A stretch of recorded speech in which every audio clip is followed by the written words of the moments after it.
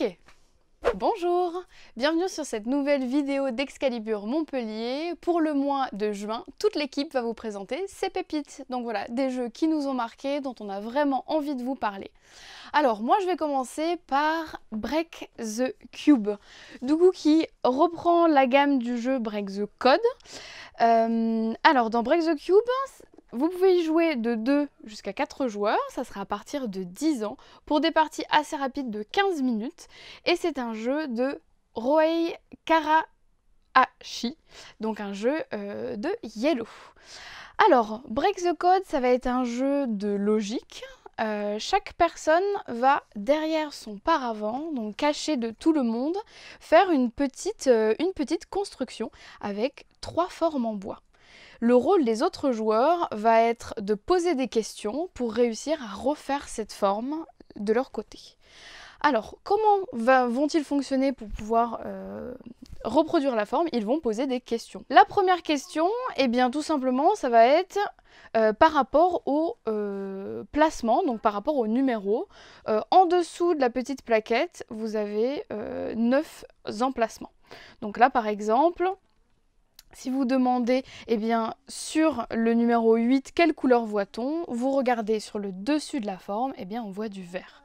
Donc petit à petit, on va noter toutes les informations sur un petit carnet. Là, ici, sur le 8, je verrai du vert. Autre type de question qu'on peut poser, on va pouvoir demander des informations sur une ligne entière, donc grâce à une lettre.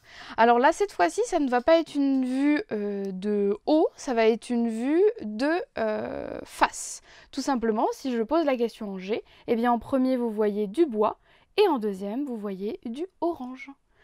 Voilà, ça c'est l'autre type de question que vous pouvez poser, évidemment toujours à remettre sur le petit carnet. Et la dernière question, eh bien c'est: est-ce que ma forme est-elle juste? Convient-elle à celle que tu as derrière ton paravent? Si oui, eh bien c'est la fin du jeu, la personne a gagné. Sinon, eh bien c'est pas grave, elle a juste perdu un tour, on continue. Voilà, à chaque fois on pose les questions aux joueurs de gauche si vous jouez à plus de 2 joueurs. Donc c'est un jeu qui marche vraiment très bien de 2, puisque en duo c'est vraiment très fluide, et même jusqu'à 3 et 4 joueurs. Donc voilà, une petite boîte à jouer en famille avec des amis, à amener partout dans votre sac à dos pour les vacances. Vraiment une belle découverte après Break the Code, super cool. Je vous souhaite une bonne journée et je laisse la parole à mes autres collègues. Alors cette fois tu fais le clap et tu dis pas non. Hein. Je ne dis pas non. Aujourd'hui je suis là pour vous présenter ma pépite du mois de juin. Et ma pépite c'est Carnegie. Carnegie, un jeu de Xavier Georges. Ça veut déjà dire beaucoup parce que pour ceux qui connaissent, Xavier Georges, c'est lui qui a fait Carson City, l'excellent Carson City, qui est co-auteur de 3 aussi. Donc vous voyez, c'est quelqu'un qui a déjà de la référence dans le domaine. Et je vous garantis que c'est du bon. Alors, Carnegie, il y a de la règle, on va pas se mentir, mais en même temps, c'est pas si lourd que ça. Alors, dans Carnegie, vous êtes des entrepreneurs qui vont investir dans différents départements, ces départements qui vont leur permettre de développer justement le jeu. Développer de différentes façons, vous allez pouvoir marquer des points de victoire sur le plateau, en faisant des liaisons avec les villes les plus importantes. Vous allez avoir le développement sur votre propre plateau, avec justement les différents départements qui vont vous marquer des points de victoire.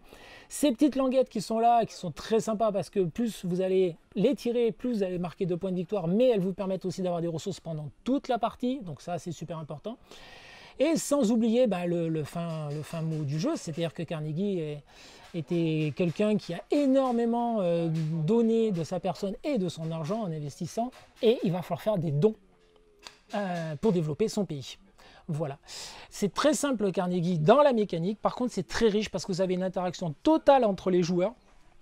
L'interaction est que quand je choisis une action, cette action elle est valable pour tout le monde. Bien entendu, la choisir au bon moment pour que les autres ne puissent pas en profiter autant que vous allez en profiter. Ce que j'ai adoré dans Carnegie, c'est justement cette interaction. C'est la possibilité de bloquer, de bien gérer, de pouvoir faire une action pendant le temps des autres, c'est-à-dire faire la vôtre qui vous intéresse en priorité et profiter de celle des autres pour, en espérant qu'il la fasse bien entendu, pour en tirer le meilleur parti.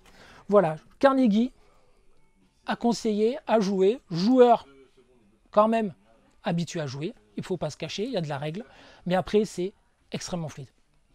Merci et à très bientôt au magasin. Au revoir. J'ai fait un truc énorme là. Mimi, je suis à moins de 3 minutes. Allez, c'est à moi, et bonjour à tout le monde qui regarde cette vidéo, de passer pour les pépites du mois de juin. Et moi, ça va être tout rougeoyant. Ça va être Warpland, que Pattern Recog a eu la très bonne idée d'éditer en version française. Un jeu à 34,90 d'un auteur, pour sa version originale en anglais, appelé Gabriel Quiroga. Si je ne dis pas de bêtises, Gabriel Quiroga, tout à fait, voilà, je prononce bien les noms, je suis meilleur que Valentine sur ce point. Donc, Warpland, on va venir un peu par ici pour montrer, et là, attention, on va voir un peu le visuel. Alors, c'est un monde très métal hurlant, je ne sais pas si vous connaissez métal hurlant, mais pour certaines personnes, ça devrait parler. On va être dans un monde qui s'est complètement détruit, autodétruit avec une guerre atroce qui n'a mené qu'à la destruction du monde et amené une chose terrible qu'on appelle le néant. Donc le néant, c'est des démons qui offrent des mutations pas très sympas. Du coup, à cause de ça, le savoir et le progrès technique sont absolument interdits et jugés comme passibles de mort. Donc voilà, on a le petit signet qui est là, qui fait bien. Jeu très simple, en plus avec des illustrations très variées et même au niveau de la maquette très variées. On va jouer des gens qui vont aller dans les terres désolées. Alors on va essayer de voir si on a une carte. Alors vous voyez qu'il y a pas mal de noir et blanc. On a aussi des illustrations de ce genre-là qui sont vraiment à tomber par terre, je trouve. Et on a la carte qui est ici, qu'on appelle le royaume. Donc on a vraiment tous les tas de lieux. Petite particularité, pour calculer la distance, vous prenez votre pouce et vous le calez ici. Et la taille de votre pouce fait 2 jours de marche. Voilà, donc c'est plutôt rigolo. Donc on va jouer des gens plutôt anti-héroïques qui vont essayer de survivre et de se mettre bien, entre guillemets, question gloire et question fortune personnelle, en ayant la possibilité d'affronter des périls horribles dans les terres désolées. Donc vous voyez, chaque faction, chaque région va être détaillée sur 3-4 pages avec des tables aléatoires pour agrémenter ça assez rapidement. C'est bourré de bonnes idées avec assez peu de matériel. Parce que le livre se lit assez vite. Hein. Voilà, on est sur une 148 pages exactement. Et ouais, j'aime bien, voilà. Enfin, vous voyez typiquement la maquette qui va changer entre les titres, qui va même parfois changer de police au sein d'un même texte pour les détails de combat. Ça va vraiment être très cool. Et puis là, la police utilisée ici est très cool. Au niveau des règles, c'est très simple. On est détaillé par ça uniquement. On a 4 stats. Elles sont toutes à 5, on a 8 points à répartir dedans. Et on lance 2d6 et il faut faire en dessous de la statistique indiquée. Mais le plus près possible. Donc si je fais 9, il faut que je sois, si possible, à 7 ou à 8. Si je fais double 1, c'est une réussite mitigée. Si je fais un double 6, c'est une catastrophe. Par contre, si je fais 8, à condition que ma stat soit de 8 ou moins, et en fait, enfin de 8 ou plus, pardon, et là, je fais une réussite spectaculaire. On a quelques équipements, quelques expertises qui vont vous donner des petits bonus. Et au niveau des combats, c'est très simple. Vous faites un lancer. Et puis si vous réussissez, c'est la personne en face qui se prend une mandale. Et quand vous avez une opposition, parce que quand on est MJ, on ne lance pas les dés, ce qui est appréciable, je dois dire. J'aime bien ne pas lancer les dés, ça permet de se concentrer sur d'autres choses. Et bien en fait, tout simplement, le PNJ nous met un malus en fonction de son niveau. Voilà. Donc si vous voulez quelque chose pour l'été, mais pas que pour l'été, mais pour l'été qui se transporte très facilement, le livre est tout léger, 148 pages à peine, en mode assez proche de Mad Max, de Conan, de la Sword and Sorcery, et puis avec un côté métal hurlant, et cette version française tabasse, tout simplement. Je pense qu'on peut pas en dire autrement. La VO était cool, et là en plus il y a une couverture rigide. Bref, nous on aime bien suivre ce que fait Pattern Recog, donc encore une fois bravo à eux, et puis on espère suivre d'autres productions. Allez, sans plus tarder, je vais passer à la dernière partie de cette vidéo, Michel, qui va vous présenter des petits puzzles assez originaux. Ciao, ciao! Donc là, je pense que Mehdi va nous mettre un petit en bas, en haut, par là. Bon, enfin, on va trouver, ou en plein milieu peut-être là. Voilà, bonjour à tous, Michel d'Excalibur. On se retrouve pour les pépites du mois de juin. Alors moi, cette fois-ci, j'ai fait une sélection sur des puzzles que j'aime beaucoup, qui sont made in France, éco-responsables, et qui ont la particularité d'avoir un format assez sympa parce que ça rentre dans une bibliothèque. Vous savez, on n'a pas les grosses boîtes de d'habitude.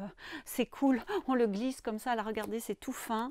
C'est super. On peut même le mettre dans une valise. Vous voyez, vous pouvez l'emmener en vacances. Alors là, c'est un éditeur français qui fait ça, The Puzzle Box, qui reprend en fait différents thèmes. Donc des puzzles d'art contemporain ou autre, de l'art aussi naïf. Vous avez également des paysages, voilà, des voyages, et une particularité aussi, une carte astrologique. Petit coup de cœur pour moi, parce que moi, l'astrologie, voilà, il y en a certains qui sauront que j'aime ça. Ce qui est sympa aussi dans ces puzzles, c'est que vous avez au dos du puzzle des zones numérotées et des couleurs. Donc, on va avoir plusieurs zones de puzzle, ce qui fait qu'on va pouvoir le jouer en coopération. On va pouvoir jouer jusqu'à 9, avoir chacun notre partie de puzzle à faire. Donc, on dit toujours que seul, on va plus vite, mais à plusieurs, on va beaucoup plus loin. Donc, ça permet d'avoir un moment de partage en famille ou entre amis à faire un puzzle. En plus, ce qui est très sympa, une fois que vous avez fini le puzzle, il y a une application où vous pouvez aller et il y a un quiz sur le puzzle. Donc, on apprend plein de choses. Voilà, donc ça c'était vraiment ce que je voulais vous présenter. En plus, la qualité des pièces de puzzle est vraiment très bonne, ce qui n'est pas négligeable parce qu'une fois que le puzzle est terminé, ça fait vraiment un beau tableau. Et ça, c'est apprécié des gens qui aiment les puzzles. Donc voilà, c'était ma pépite pour le mois de juin. J'espère que ces vidéos vous auront plu. Mes collègues vous ont déjà présenté leurs pépites. Si vous avez aimé, n'oubliez pas, il nous faut des pouces, des pouces, des pouces. N'oubliez pas de nous mettre des commentaires, peut-être nous dire quel jeu vous a plu, quelle petite astuce vous a interpellé. Donc, vous nous retrouvez soit sur la chaîne YouTube, soit sur Instagram pour des fasts, des petites nouveautés, soit sur Facebook aussi pour les événements et plein de choses. Et puis bien sûr, on se retrouve au magasin quand vous voulez. Toute l'équipe vous accueille tout l'été. Donc passez de bonnes vacances. À bientôt.